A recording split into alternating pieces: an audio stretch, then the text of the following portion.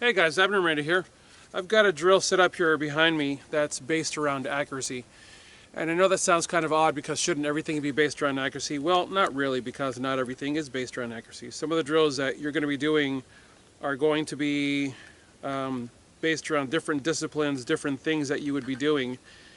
But this particular one is based around accuracy. I've got a par time of 5 seconds. We're at 5 yards. And the purpose of this drill is to basically get a shot on each one of those 3 targets from standing, squatting, kneeling.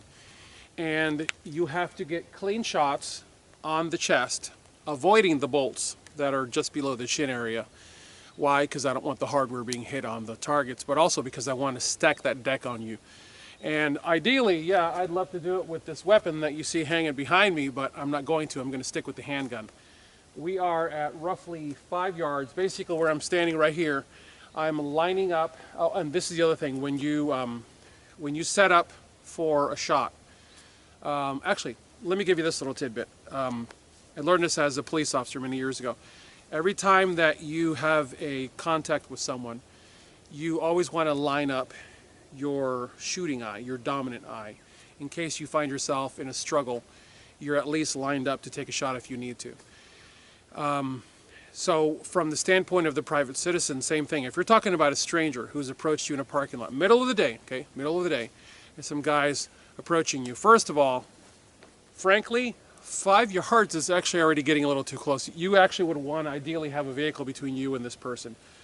But 5 yards is about as close as I'm going to let you get to me before I automatically address you. And guys, this is ironclad truth, okay? I have done this. People have started approaching me in a Walmart parking lot, some dude panhandling. My daughters and wife are with me. I immediately will actually advance toward that person and separate at an angle, just to see if the guy's coming after me or if he's coming after them. And normally they will cut and start coming back or coming toward me. And at that point, I'll say, hey man, that's far enough. I don't have anything for you. I don't wait to hear what they're after. My wife and my children are with me. I can't entertain a discussion. That's what this scenario is about right here. Why 3? It's not meant to be 3 people. It's meant to be a shot that you have to take to miss something or somebody else. You know, people are very hung up on real world application, but the fact of the matter is this a real world application? No. This is is this a real world scenario? No. This is a real world application of the fundamentals. Find your shot, take your shot, follow through. But the time constraint is 5 seconds. That's what the timer is for. This is from the ready position. You've already addressed the problem and the person has either made a furtive movement to pull out a weapon or has tried to advance around the object that you've placed between you and them.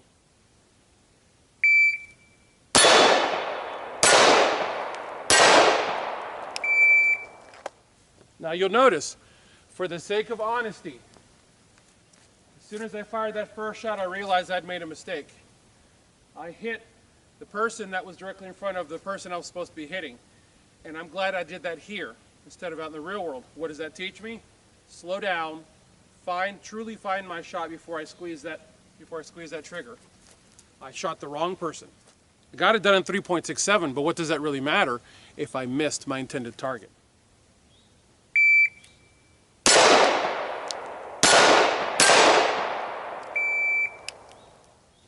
So check it out, 3.65.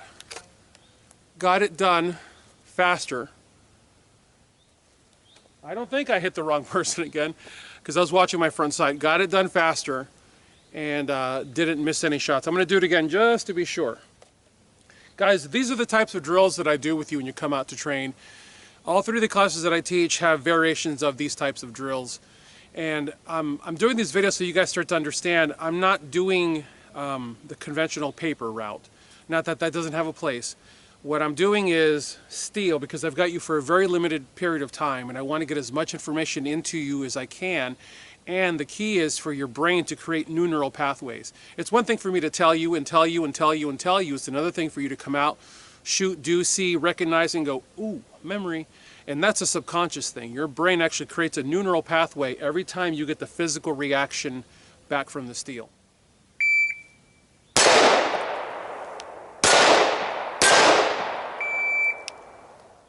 clean. That's got the original accidental bullet hit, and that one was punched dead center. You'll notice I'm not expending a lot of ammunition. The reason I ask you guys to bring 500 rounds when you come out to class is because I want to make sure that if the class is very efficient, we can run through a lot of material. If the class is a little bit slower, then we won't run through that much material and you'll have a lot of ammo left over. Guys, you're ripping yourself off. If you're rationing ammo to make it through class, you're ripping yourself off. Everything that I do at Tier 1 Citizen Training are things that I've learned as a student, either in classes or here on the range on my own, and they're completely designed to help you guys realize your potential.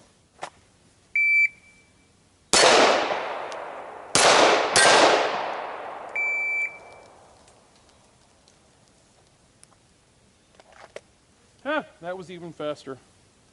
3.61.